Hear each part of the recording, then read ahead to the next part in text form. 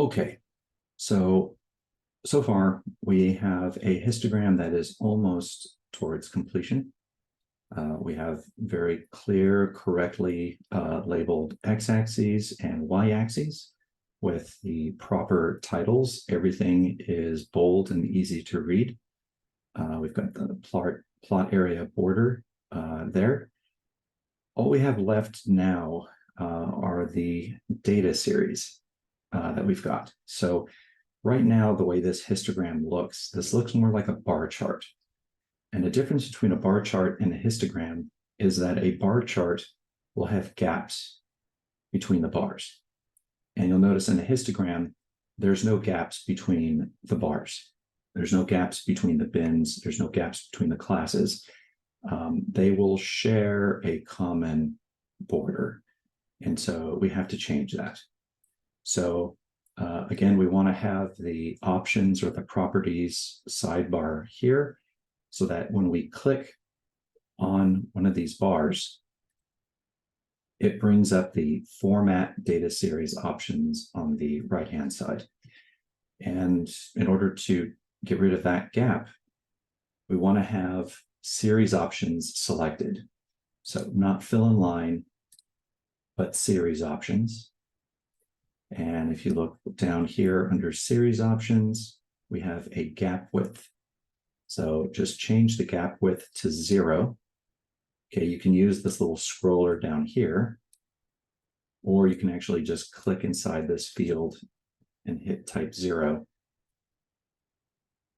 And you'll notice the gaps between those bars completely disappear. And now this looks more like a proper histogram. The problem now, though, is it just kind of looks like a blob without any borders. So let's change that. Here, we definitely have a histogram, but it's easy to identify the different classes. So let's do that here. So again, let's click on the data series. And you can see, we can tell that this is selected because there are these blue control points around each of these bars, each of these bins, and the sidebar here says format data series. Now, we just changed the gap width under series options. Let's go over here to fill in line. Now, first let's change the line, okay, the border. So let's make that a solid line, and let's make it black. And let's make it 2-point. All right, so you'll notice this is where we get the lines that delineate each class or each bin is through this border option under format data series. Now, we could stop here. This is not a bad graph. If you plot this in black and white, this will come up with some kind of shade of gray, which should look fine.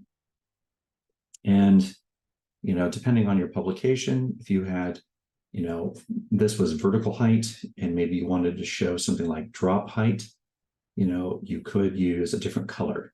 So instead of blue, you could have red and then have those side by side. But let's look at some other options. Here I used a pattern instead of a color. So let me show you how to use a pattern. So again, let's click on the data series, and it's showing us options. Go here to fill and line. And under fill, we can put pattern fill. And now we've got all these different patterns to choose from. And the one that I had chosen were these diagonal stripes wide upward, like that. All right. Oops, I don't want them to be transparent. Let's put that at 0. All right. And this right here is a pretty good, solid looking histogram. You can compare this final product to what we started with at the very beginning, and this is a tremendously huge improvement.